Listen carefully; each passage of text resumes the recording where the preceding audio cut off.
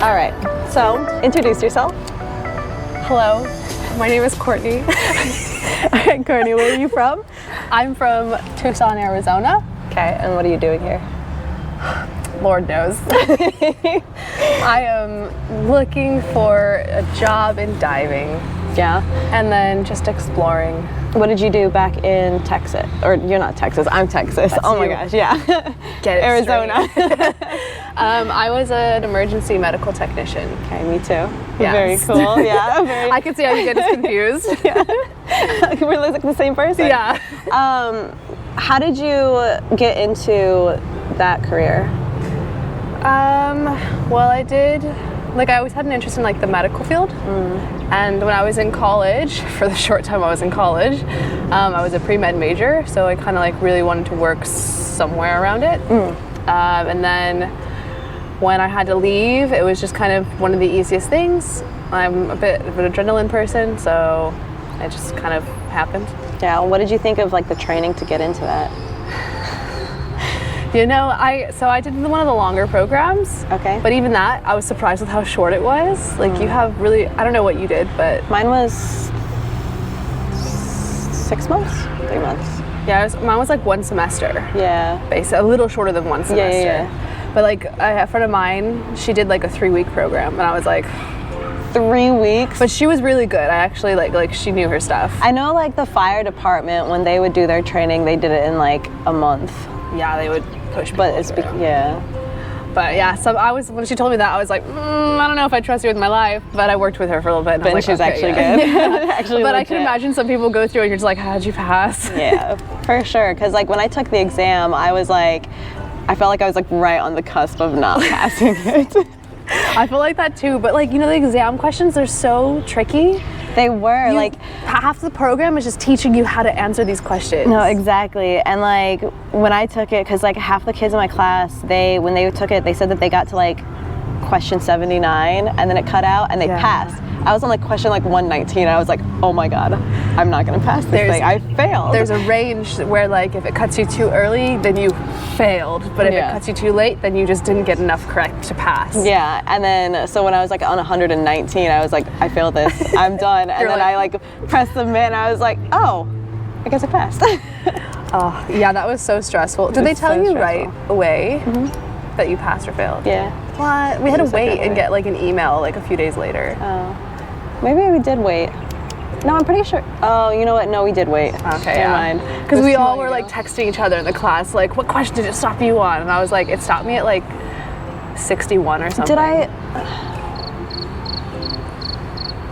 Maybe I don't think it took me like a day, or I think it was like literally by the end of the day I knew though. Really? Yeah, because I remember texting the guy I was with at the time and I was like, oh my god, I passed. I feel like it definitely was at least a day or two before we knew our results. I think some people it took them longer to get their results, but mine was really quick. Maybe the Arizona just takes a longer process. Maybe. Yeah, it was so stressful. Do you have any siblings? Yeah, I have an older brother. Older brother? Is he in Arizona? Or? Yeah, he's back home. What does he do? He worked on cars, but he's been going to school to do stuff with like computers. Okay. That's like what my mom does as well, so I don't understand what he does, but he's learning to do stuff with computers. Okay. I don't know if it's like programming or design. I think it's like programming or something. Interesting. Yeah. You said he was older? Yeah, he's 2 How years. old are you? 27. 27. Oh, I thought you were younger. So old. I'm about to be 30. What are you talking about? I do not want to hear you say that. I saw a video the other day of these girls. They looked like fairly young, but they had babies. One of them was like, they were carrying their babies and they were both pregnant again. And they were saying, born in 2001. And I was like, oh my God, I feel so old. These 2000 babies are having kids already. Yeah, that's crazy. So crazy. It's so weird, like, going through Facebook or Instagram and seeing most of my friends from like back home are already married and have kids, and I'm just like, well, I'm in Australia right now. Yeah. Don't know what I'm doing with my life. Same though. I feel the same. It's like, but like you see a lot of people, I don't know about you, but like straight out of high school, you'll see a bunch of them just get married and have kids. I feel like those people though, like through high school, like you kind of knew that they were going to go that route because like I had a couple friends that like all they would talk about was getting married. That's all they wanted in their life was just to get married and have kids. You're like, I'm happy you met your dreams. Yeah, good for you guys, but it could not be me. Yeah, no. So with the EMT, when did you start doing that? I finished at the end of 2017, and then I started working a few months into 2018. What did you think of the job itself? Well, I had a bit of like a different experience with it because I never worked on an ambulance. Oh. I worked in behavioral health, which is hard to work in. Yeah. And then I worked like events and stuff. And then I worked for Amazon, so. When you say behavioral health, like was it like at a hospital or like what did you do with that? It was like not a treatment center, but it was like between a crisis center and a treatment facility. That's so interesting. Yeah, it was definitely interesting. I had quite a few stories from that place. What was like if you took anything from that job, like what would it be? Patience. Because I feel like behavioral health, is it like more of like people with disabilities or more of like people that are like suicidal or? So most of our patients were struggling with addiction, alcoholism, mental health. Okay. So we had like separate units and then we had like an intake unit where we would kind of like watch them overnight. So yeah, it was like a wide range, but you like have people that are in like permanent meth-induced psychosis. You have people like struggling to get back on their feet and stay sober. You have people who just come in because they're homeless. Yeah. So it's some people it's a revolving door. They check in, they check out, back and forth. Some people actually try to like go to treatment facilities and like get better for themselves. But yeah, it was quite interesting. Yeah, I haven't heard of anyone yet so far of like being an EMT and like working in that aspect. So that's really cool to hear that was like a potential like job route with that. It was like one of the better I don't know, better in a different way, but like better job opportunities for me in the Tucson area. So when you applied to that, were you interested to see what that would be like, or was it more of like better pay? Better pay for sure. Yeah, because so I had my first job as an EMT was working for county fair for like the medical staff for it, and one of the guys that I worked with, he worked there and he was like, oh yeah, come work here, like it's much better pay, it's much better hours as well. So I can't like do the 24-hour shifts, stuff like that, so it was a much better option for me for scheduling wise. Yeah, I think my shifts were 12 hours. Yeah. So because in Tucson they have like only a few options. They have like the ambulance companies and stuff, and they do like those hours on, hours off. Yeah, that's what I did. Yeah. I can't do that. It was exhausting, but it was cool at the same time. I enjoyed it for the time that I was working it. Yeah, definitely different experiences working in an ambulance versus working in a patient unit. But I feel like what did you do? Like, what was your job role like in there? When I first started there, I was kind of a community-based outreach person. So I drove one of the vans that I would transport patients to and from the facility, or like we get calls from the fire department for patients that are under the influence of something. So instead of them like going to jail or something like that, they'd call us, we could pick them up, bring them to our facility. And then I moved into a specialist role called milieu specialist. Okay. And those are when we worked like in the units, we do regular vital checks, help the patients with the day-to-day stuff. Do you think any of that, like seeing that all the time, because I feel like being like firsthand there and like witnessing other people's like mental health and drug addictions and all that kind of stuff, I feel like you kind of get a like first glance of like how that affects people. Like how do you I definitely learned a lot about drugs and the effects they cause on people. Also a lot of the staff employed there were also in recovery themselves.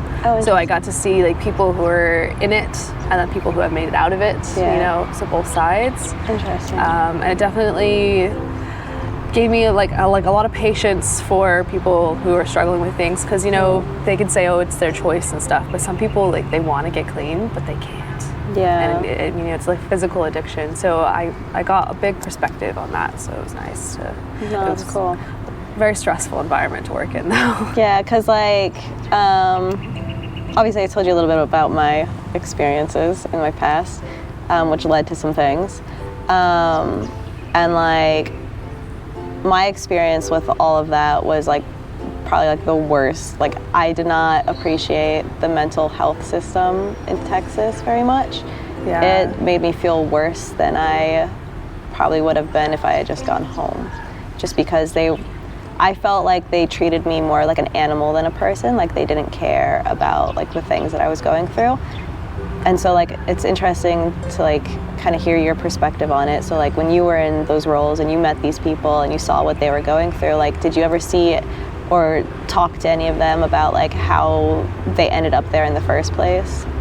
Yeah, a few of the patients, normally the ones that kind of come back a bit and are more, I don't want to say stable, but like more like neutrally balanced, where you can like have conversations with them and not have to like worry about other stuff with them. Yeah. Some of them you do, like I'm Facebook friends with some of them. Yeah, that's awesome. Yeah, it's really nice to see them like grow and like get out of bad situations and like better themselves. Yeah. But yeah, you definitely see a lot, and it's hard because the mental health system in Arizona as well is, I mean, there's always room for improvement. It's not the best, and a lot of the issue is like you have too many patients, not enough staff.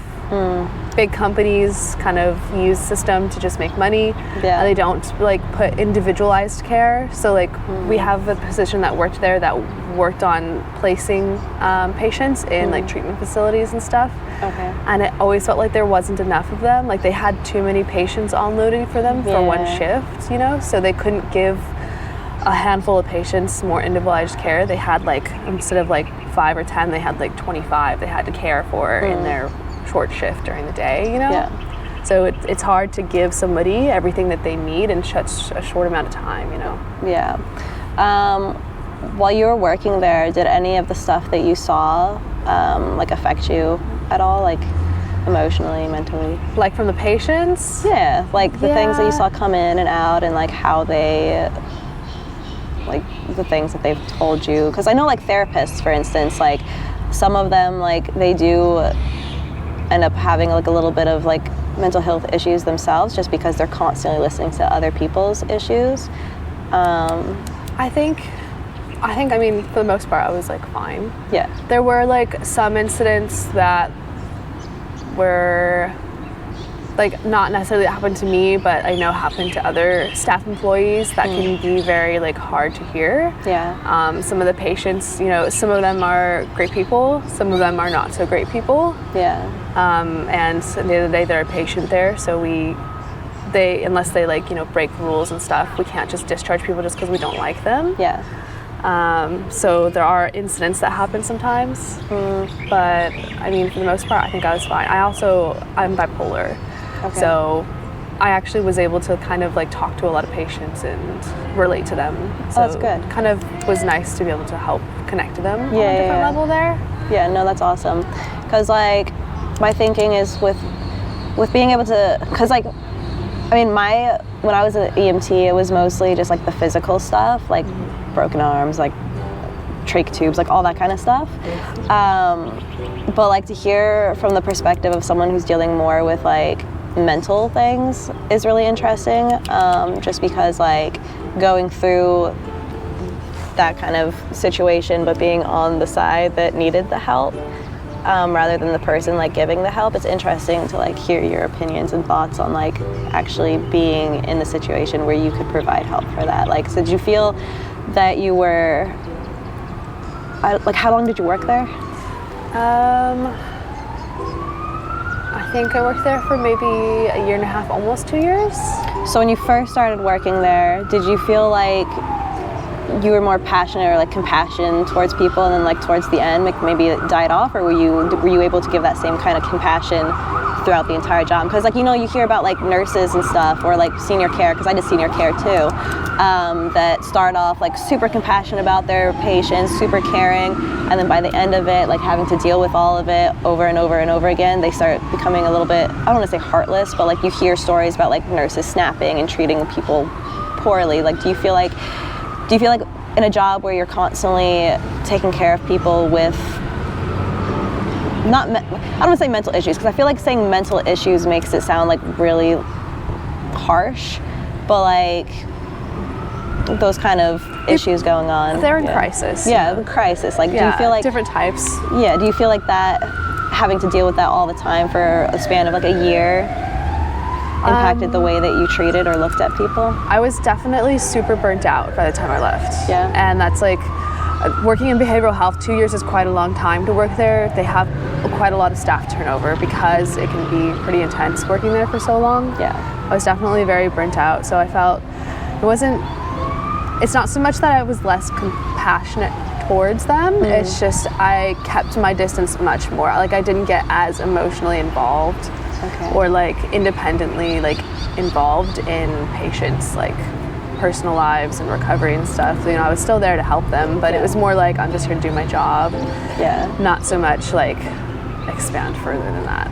Yeah. So when you first started, you like were putting a little bit more into it, and yeah, if I had time. Like, again, we were like always short-staffed. Yeah. So when you have like break time, sometimes you want people just to sleep. Yeah. But like, one of the units that I worked in, so like the facility I worked at had like 4 different units, and by the time I left, I was in a transfer unit where they kind of stayed for a longer period of time.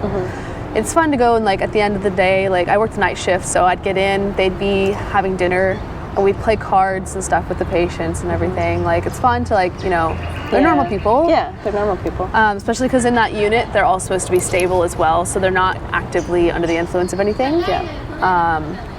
But it just depends on the patient, the unit you're working in, how much you can interact with the patients and how you can talk with them and stuff. Yeah. I had another note to say about that, but that leaf blowing around distracted me. I fell down, I was like, oh. I was like, is it gonna hit the camera? What was I gonna ask? It was along the same lines of like the direction I was going with that. I don't remember what it was, but okay. Yeah. So, like, I know towards the end of like my career in EMT, I was like, again, super burnt out too. Oh, I remember now. Okay. So like, I was definitely burnt out too, but I don't think I ever got to the point where like I started seeing people as more of just bodies. Like, you know what I mean? Like, there's so many people, I feel like, in the healthcare industry, and as well as like law enforcement, that when they start seeing certain things happen over and over and over again, or they see deaths over and over again, they start kind of associating people as just bodies, like a number count. I don't think I ever got to that point in my job. I feel like, if anything, I just got more and more emotional about the people that I was treating, because like they would remind me of something that had happened before, or they would remind me of like a family member, or like some of the tough things that I had seen with it. It was like, I don't know, like I just felt more and more connected to the people that. I think I was like kind of the opposite. Yeah, but also I was kind of lucky, because towards the end, when I was getting more burnt out, like I said, I was working in a unit where all of our patients were much more stable. Yeah. So it was a bit easier then. Yeah. But yeah, I think I was a bit the opposite, where I would distance myself more. And that makes sense. But like I don't think I ever like felt like they were just another number or something. You know, they're all people. Yeah.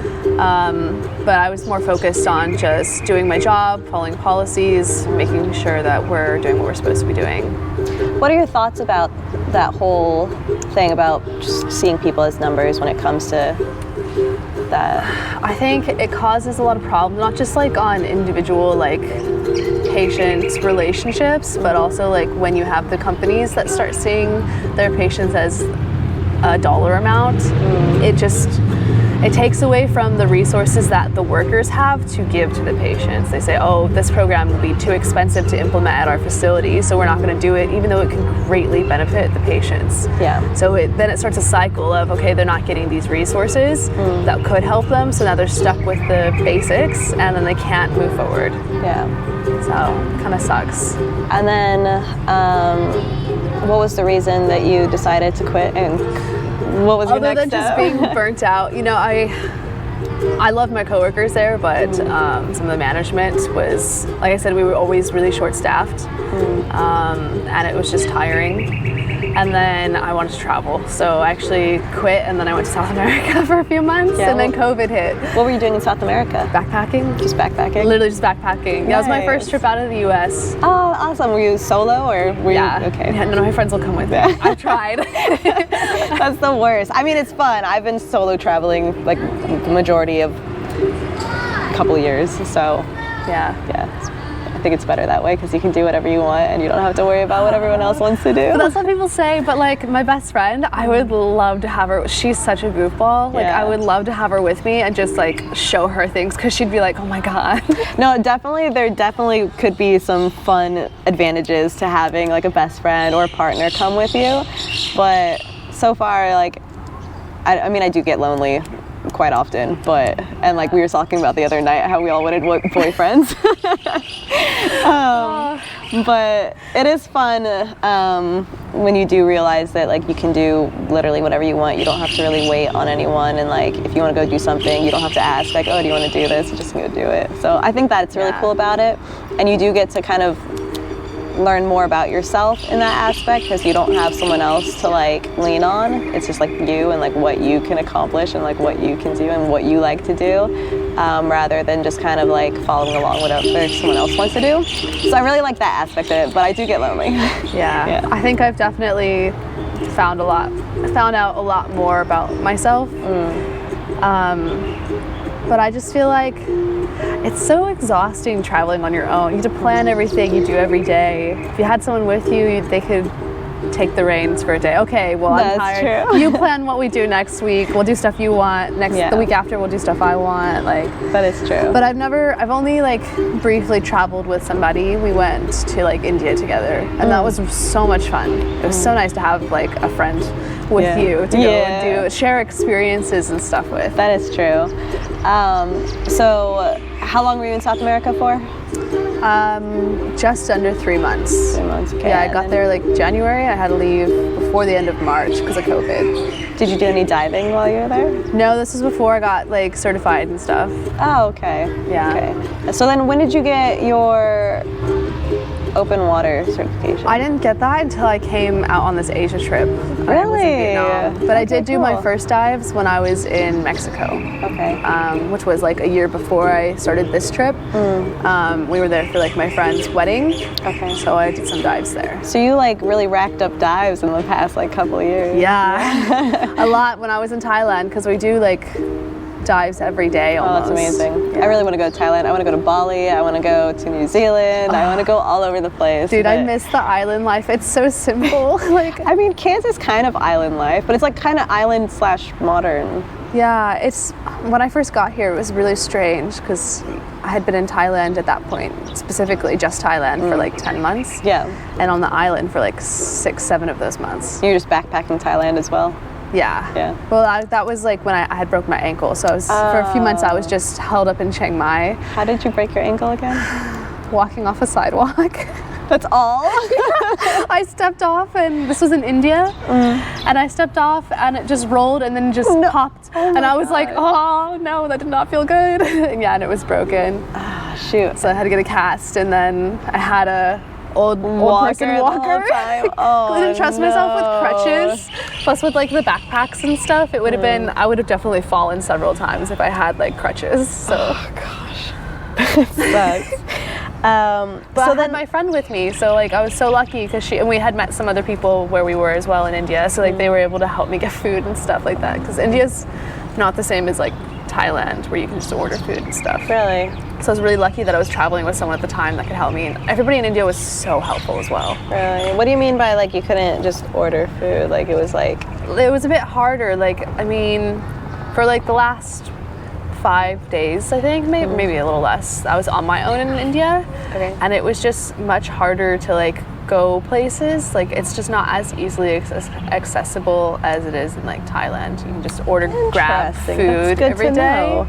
Yeah, like you can order food. Plus, also we were in the northern India in a small town called Srinagar, and it's not like a small town, but it's not as like fancy as like modern towns. Interesting. So they don't have like Uber and stuff. They have little tuk-tuks to go around. Tuk-tuks. I had to get in the little tuk-tuks to go to like the hospital and stuff. It was an adventure. Cute, how was the healthcare system in India? Because like when I was in Utila, like I literally had to, like I had reverse block. Yeah, it was like super painful, and like my whole jaw felt like it was broken.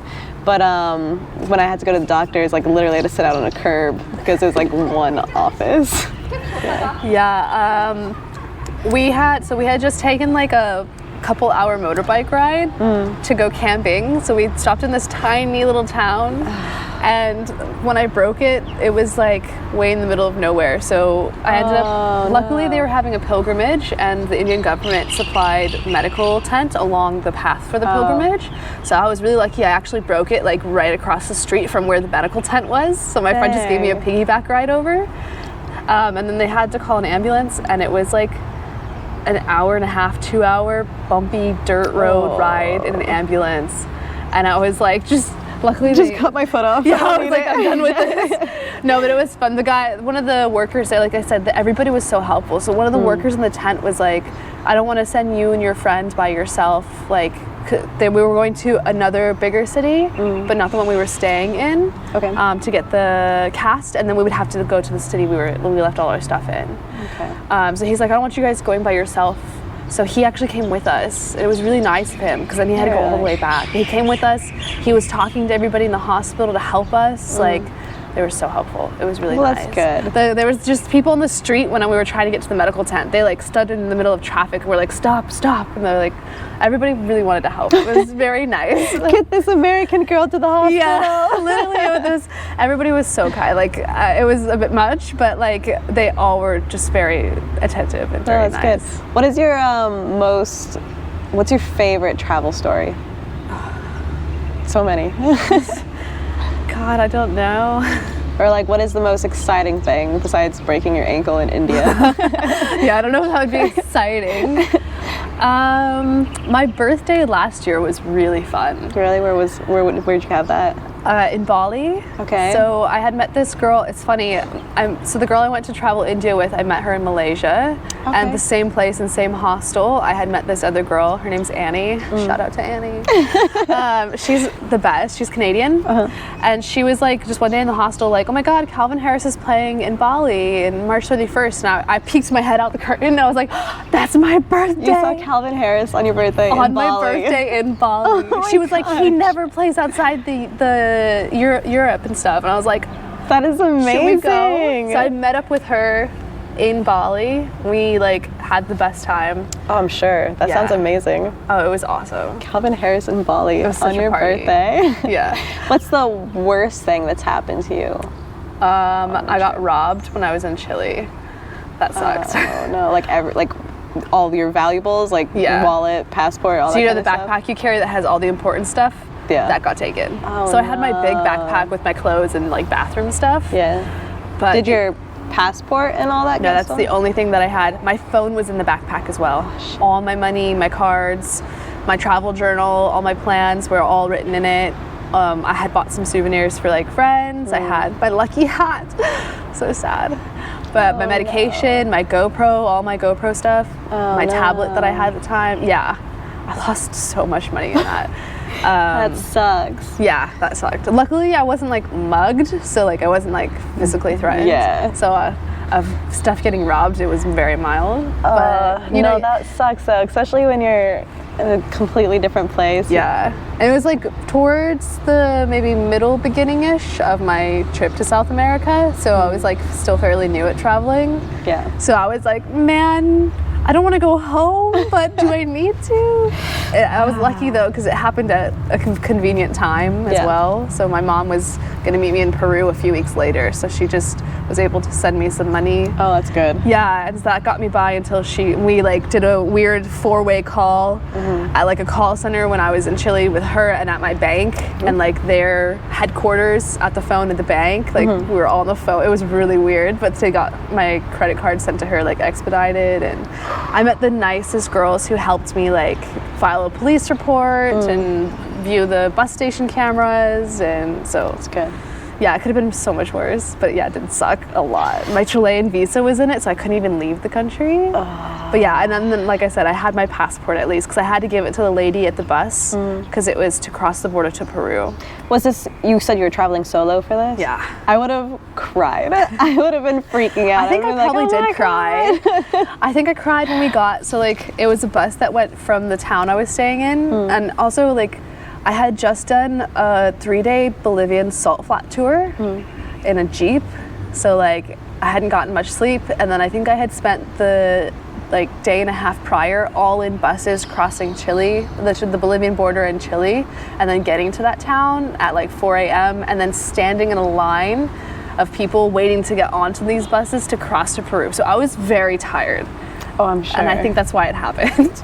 Because now I'm like, why did I do that? I don't know why. I don't know how it happened. But that sounds extreme, but it sounds like a lot of fun. I would have cried. I would have been freaking out when I was in Utila, when I was supposed to leave, because like you can either take the ferry over to Roatan, and then from Roatan you fly either back to the States.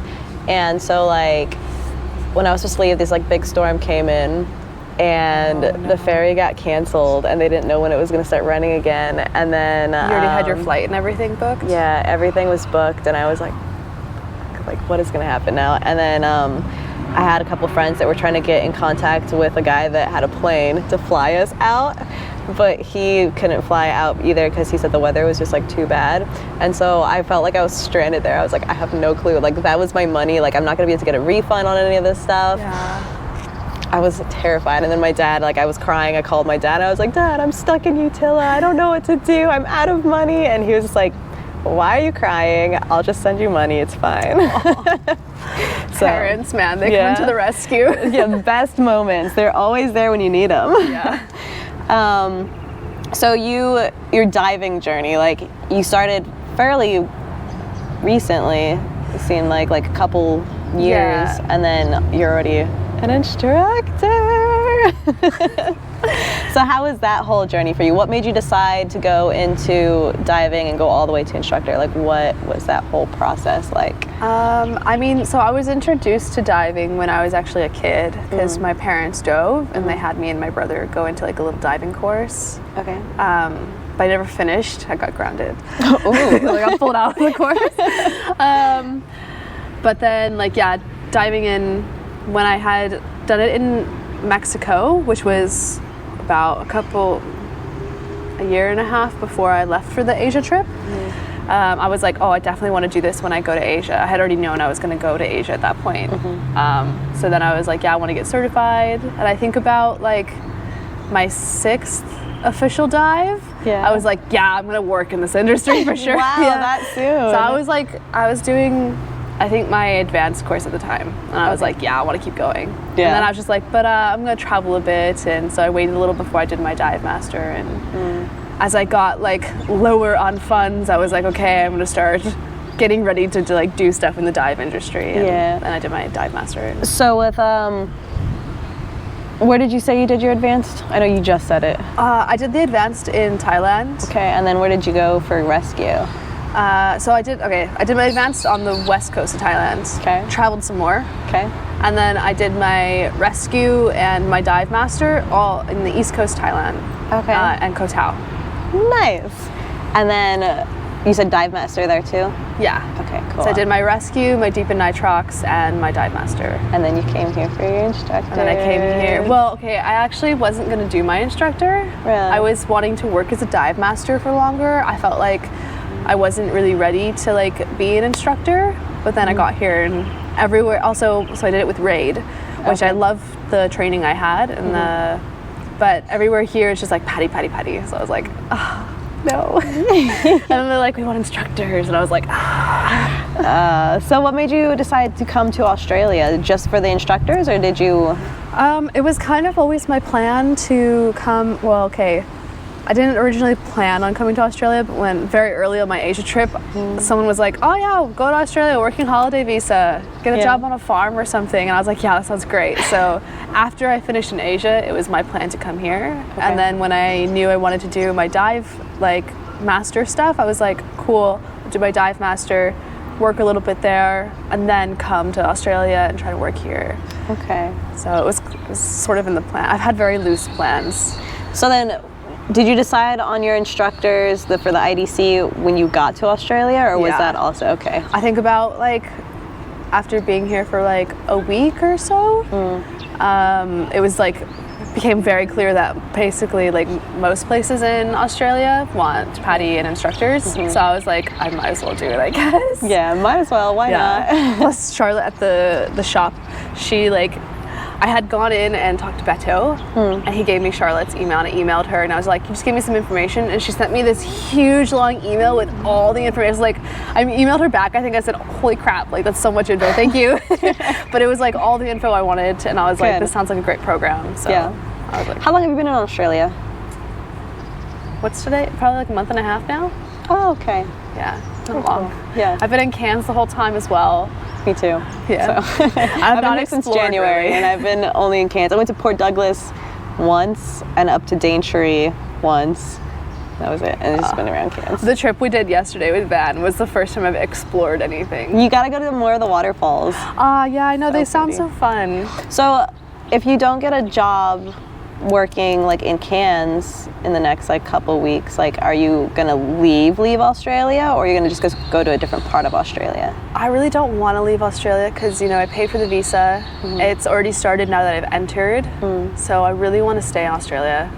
But I mean, I think most of the emails that I've sent out have been to places outside of Cairns because there's just not a lot here in Cairns. Yeah. But so there's some other great diving locations around Australia. Yeah. So the thing too is I've not done any research on Australia. Yeah. I was just kind of yeah, winging it. Let's go. That's kind of how I feel too. I'm like, okay, well, what do I do now? Where should I go? Yeah. When it came to, how was you said you did your certifications with RAID? Yeah. What's that? So RAID is another dive company, just like PADI or SSI, but I think they're from South Africa, and they were more of a tech company that moved into recreational. That's how it's explained to me. Yeah, I've never heard of RAID. So my rescue was NAUI, and I got it in South Africa, and a lot of people don't know what NAUI is either, but I've never heard of RAID. Yeah, I had never heard of RAID until the dive shop that I was diving with. And I had just conveniently been at that dive shop because the hostel I was staying at sent me to that dive shop. And I was like, oh yeah, I like this place. I was like, RAID, what's that? Sounds cool. Yeah, I was gonna just do my rescue there and then go to Indonesia. But they convinced me to stay and do my DM there. I was like, okay. Because they're like, oh, but Indonesia has all the currents. And I had just recovered from my broken ankle at the time. And I was like, oh, that's a good point. Maybe I should do a less currenty. Taking my shoes off. But yeah, I liked it. It's definitely different. When we started doing the PADI skills and stuff here, I was like, oh, this is very different. Really? How different though? So we do most of our skills neutrally buoyant. So the hover, for example, we hover and trim. We go down to a fin pivot, up to a hover.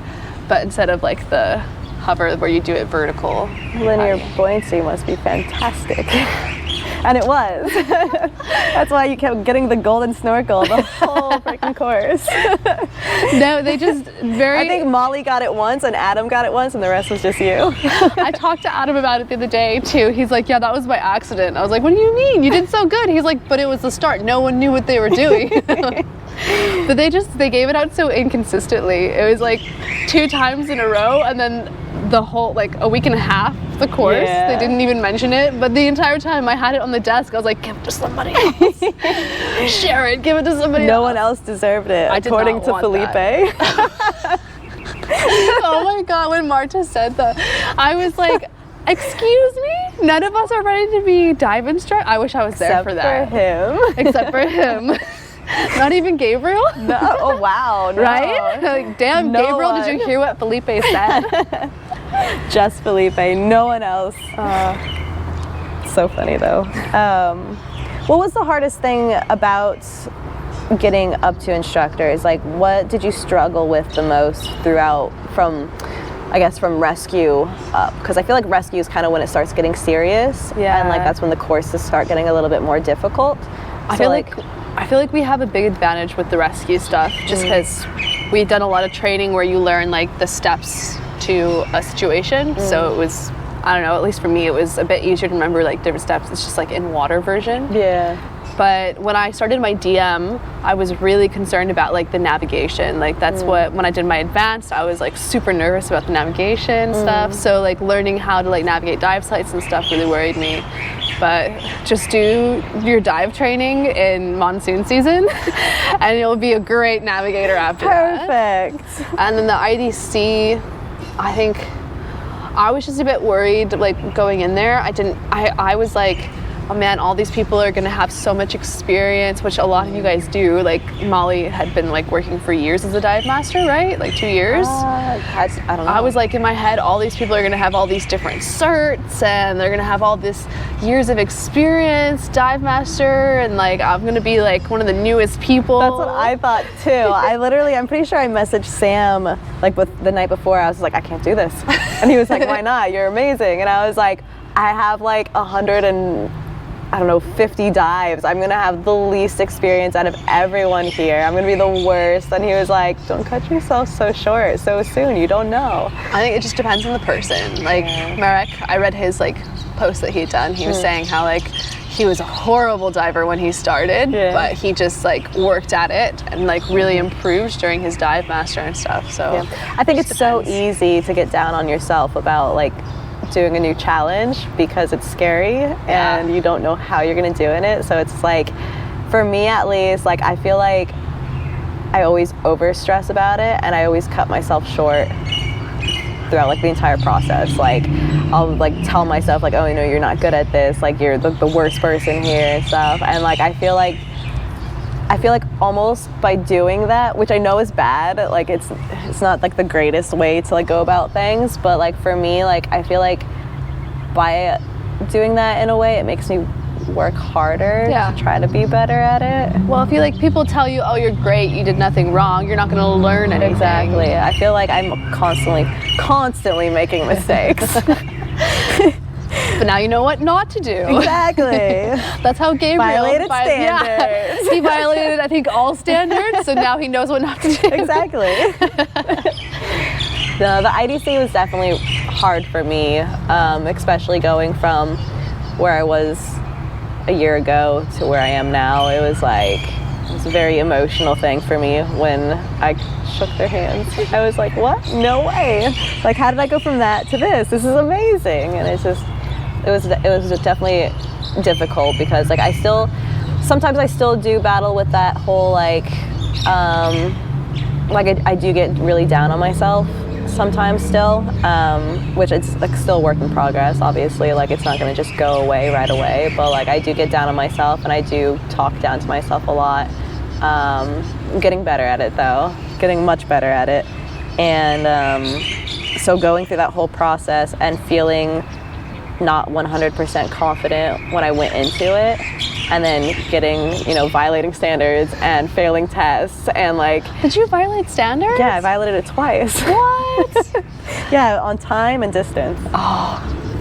Yeah. But you had I feel like, especially like the mask skill, because I was in your group when you had the no mask swim. Oh, yeah, that's right. Like I feel like that was hard for a lot of people. Yeah, it was just difficult trying to like set it up and like... Yeah. I was getting flustered and I was like, I don't know what I'm doing. Plus, like, they don't like kind of show us best way to do it until afterwards. Yeah. And you're like, oh, okay. But I think that's like the beauty of it, because they want to see like how your brain functions. Like, can you figure it? Like, what would you do? Like, what is this person gonna do? Like, can they figure it out? Can they like? Yeah. I thought you did good. Well, thank you. But yeah, I definitely going into it not feeling 100% and then getting kind of knocked down during it. Like, there were times when I was just like, what am I doing here? Like, I'm not good enough to be here. And then like by the end it was like, huh, I guess I'm not terrible. Yeah. Yeah. I think a lot of stress was off of me when they told us, if you don't feel ready to do the IE at the end of the course, you can do the next IDC free. And I was like, great. Perfect. So if I can't do it, then I can just do the next one. That's a good way to look at it, for sure.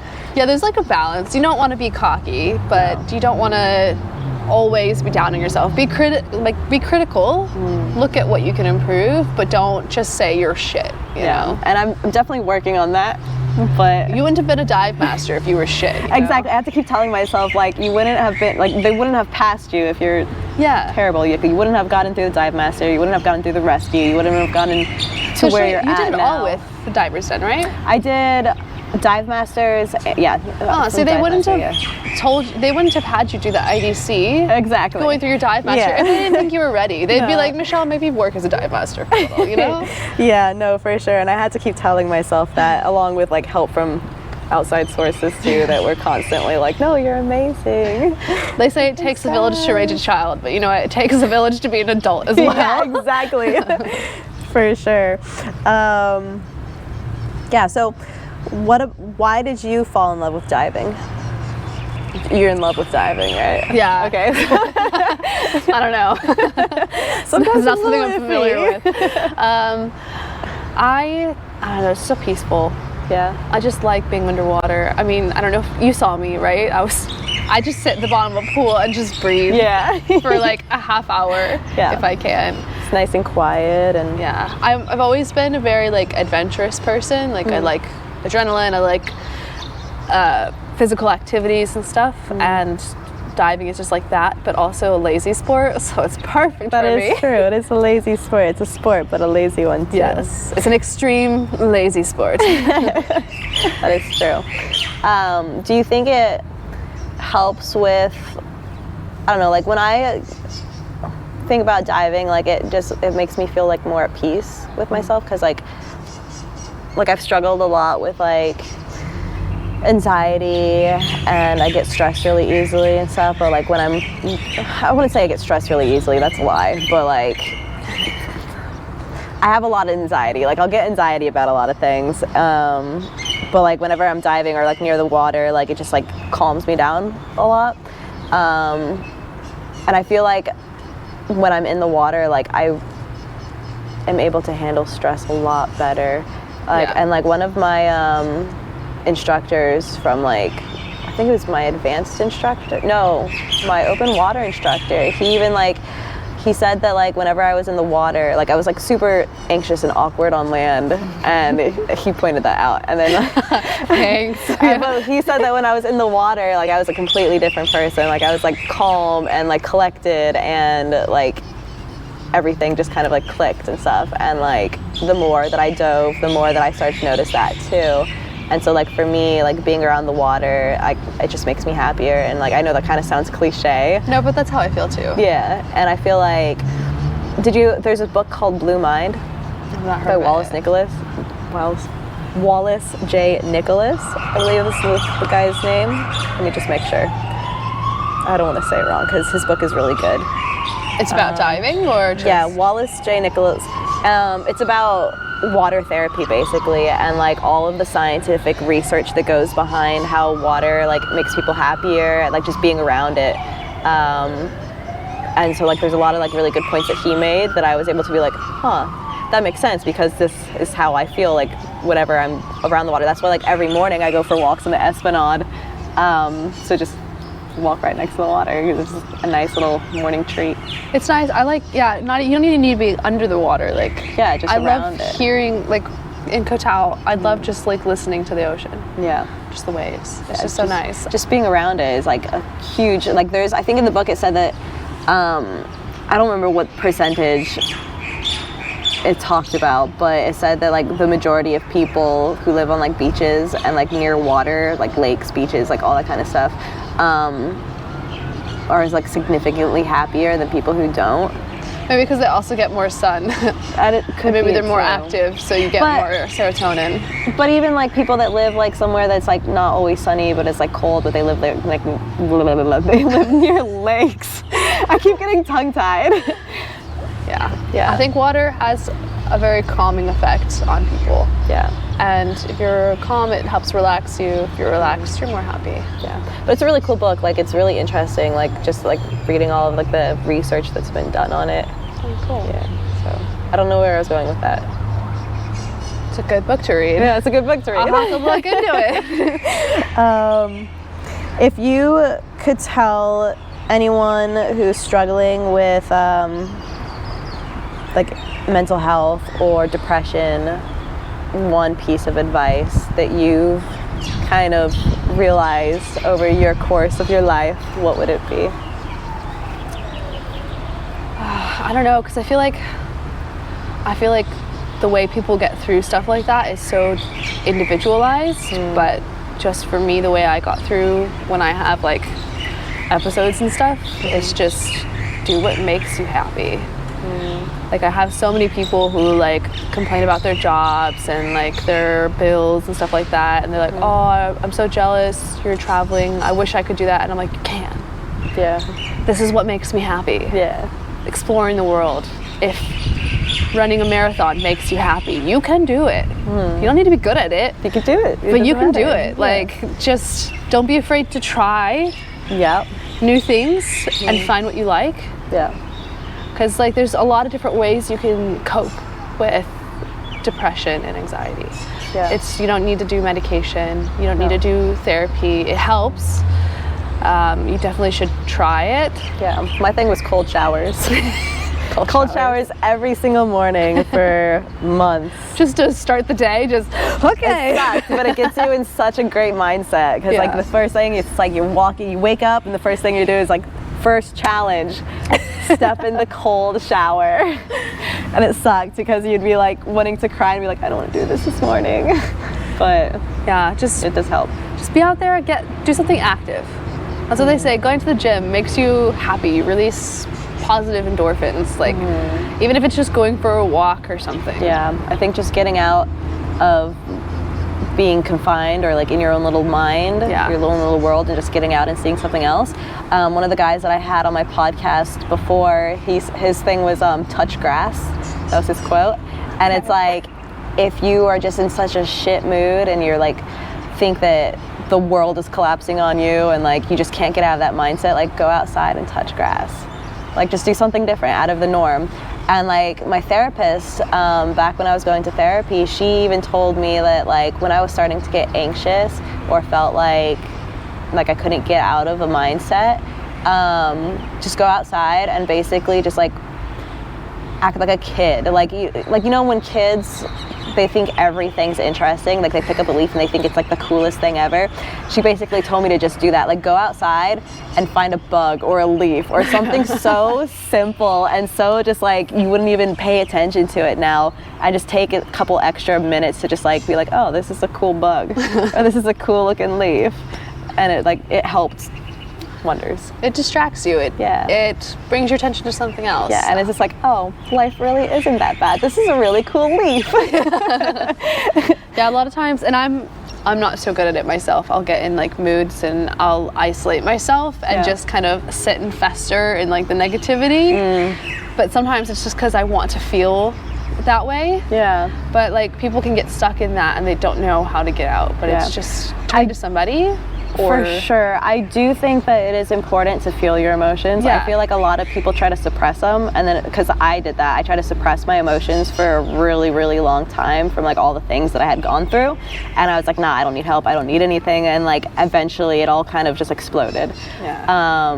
I feel like that's a really good way to put it. There's a difference between sitting and feeling your emotions versus suppressing them. Yeah. I think I used to do that as well. Yeah. Especially like when I was like going through high school and stuff. I would suppress it much more. But now I'm just... Yeah, and it's so unhealthy because it's like you suppress it, and then all of a sudden you're just like, why am I so miserable? Yeah. Like, why do I feel this way? It's just like, well, because like you turned down all of the chances that you had to talk about it and to release these feelings, and now you just feel like shit about yourself because everything that you've been dealing with it is now just like bottled up inside of you.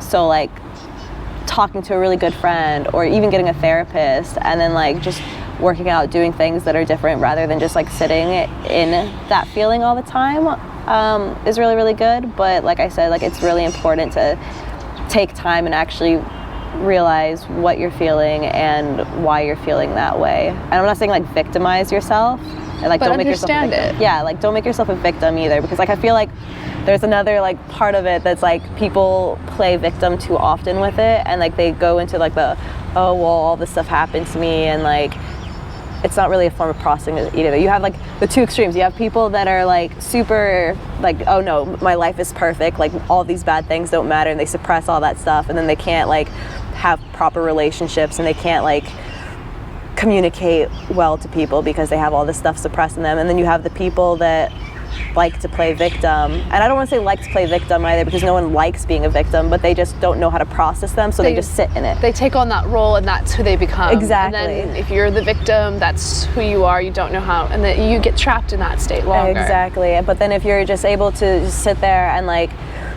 if you're feeling like shit, you just take a couple minutes, maybe like an hour, however long you need, to just sit and be like, okay, I want to cry right now because I feel like shit. Cry, let it out. Feels process great to it, cry. being like, okay, well, why did I feel that way? And then go on with your day, because at least then you're processing those feelings, you're understanding why you're feeling that way, who made you feel that way, what choices you made to make yourself feel that way, and then you can move on to something else. Yeah. And I feel like it took me a really long time to kind of figure that out, because there was a time when I was like, no, I don't need any of this. And then there was a time when I definitely played victim, where I was just like, oh, my life sucks and like everything is shit. And then that led me into the state that I was in.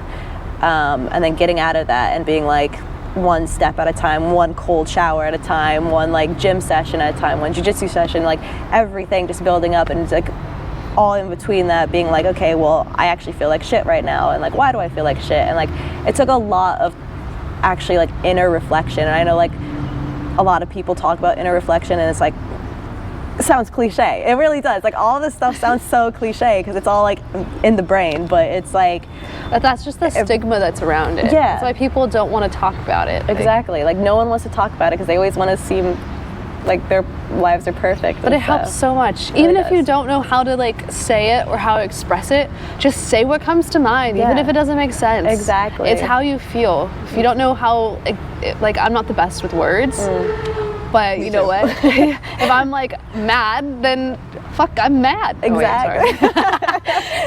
Why are you mad, Courtney? I don't know. It's just how I feel. Yeah. There's nothing wrong with that. Yeah. Yeah, there would definitely be like, there was a time, and like my ex would have been able to tell you, but like there was a time when like I would start feeling so shitty about myself, and like I had suppressed everything for so long that like I couldn't figure out why I was feeling shitty, and like I would cry and I would cry and I would cry, and he'd be like, why are you so sad? And I'd be like, I literally don't know. Like I feel like everything is wrong, but I can't pinpoint one thing.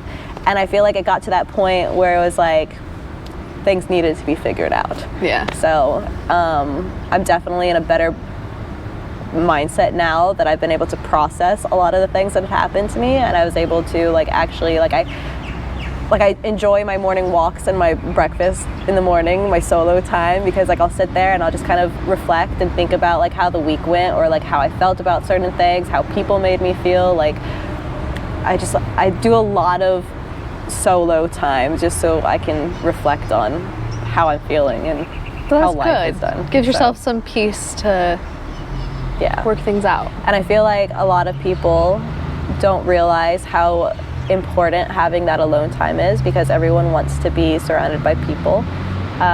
No one wants to be alone. Like I feel like in turn, like no one actually wants to be alone. No one wants to spend time alone. If you have a partner, you want to be with them all the time. If you have friends, you don't want to miss out on like the fun times. But I feel like having that time to like an hour, 30 minutes to an hour to just sit and be alone and let yourself feel like everything that comes with being alone is so, so important. I feel like the time you have on your own is how we develop into individual people. Exactly. If you're always with somebody, if you always have a boyfriend, if you're always with your friends, if you begin to merge different parts of your personality with the people you're around. And I'm a lot like that. My attitude will reflect greatly with the people that I'm around. Yeah. If everybody's peppy and happy, I'm more peppy and happy. Yeah, exactly. But if I'm always around people, I don't have time to think about myself, my individual goals and thoughts, what my own opinions are on specific things, and then you just become reflections of the people around you instead of your own person. Yeah. I do think... Is that a monkey? It sounds like one, right? I do think that taking pieces of people that you've met is really good too. Yeah. Like, I'm not saying like become that person or anything like that, but I do feel like your environment shapes you and the people you're with shape you. And if you can take qualities that you admire about someone and like not try to be that exactly, but like just take those small qualities and like just take them in, because it's like you're going to become whatever that environment is going, or that person, or like the people you hang out with is going to shape you. Yeah. Does that make sense? I felt like that, like, oh, it does. Yeah.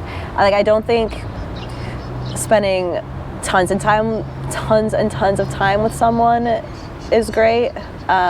Just because of what you said, like you don't want to become someone else. Like you need those individual. You need to be an individual, and you need to like be able to accept like who you are as a person without people around you.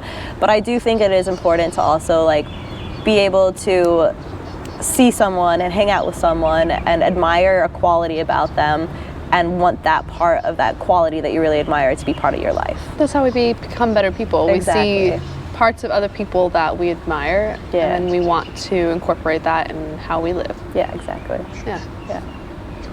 So wonderful. Okay, so I have this oh gosh, guest book. Yes. You can look through it, and there's some quotes from like some other people that have been, but you get to put a quote in there, something that you have that has helped you in life. I just think it's really cool to just have people's thoughts in there. Oh, that's so cute. Yeah. You sent that message, I was like, oh God, I should have been, I was like, oh, now I gotta think of something. I don't know what to put. Literally whatever you want. I really hope, yeah, the mic's still working. Okay. That's so cute. He's not that great. Yeah. I like that one. That was one of my favorites. Okay. She was like my best friend when I came up here.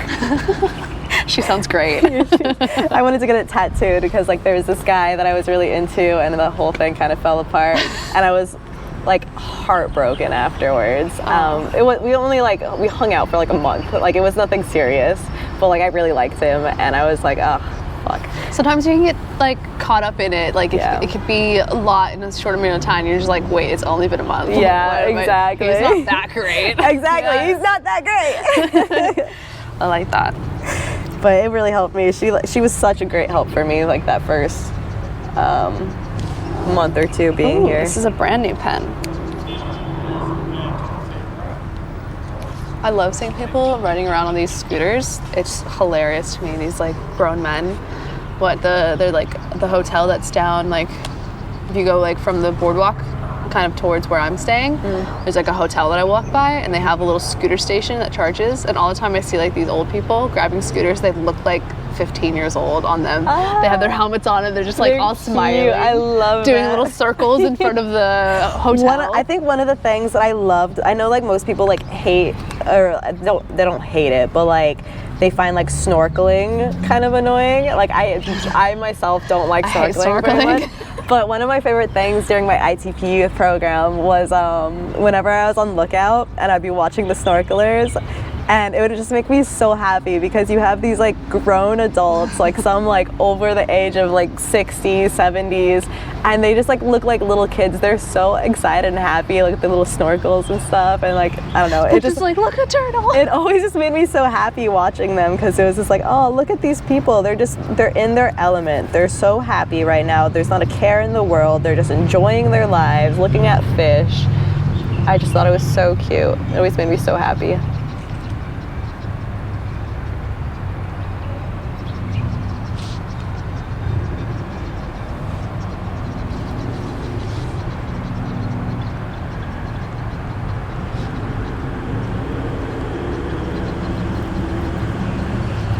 I Thank you for being on my podcast. Thank you for having me. You asked, I was like, you have a podcast? Michelle, you're full of surprises.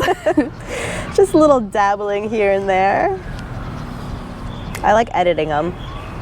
I hate editing. I love it. My little dive videos that I make, I spend so long on them, but like I have on my tablet the video and the clips, and then I have the song that I want to put with it, and I have to like play the song like 100 times and just start from the beginning, go back to play, time the play button at the exact time, so it's all like it hits the right beats and stuff. So I'll like adjust a 0.05 second portion of a clip 10 seconds in, and I'll have to go all the way back to the beginning and then start it all over again. I love it. I think it's so much fun. Like, I will sit for hours editing a video, and then once it's done, I'll watch it over and over again because I'm like, it matches perfectly, the music's great, everything's perfect in it. And then like after like a day of rewatching it over and over and over again, I'm just like, oh, I should have done this, or I should have done this to it. I find it fun. My handwriting is horrible, so sorry. It doesn't matter.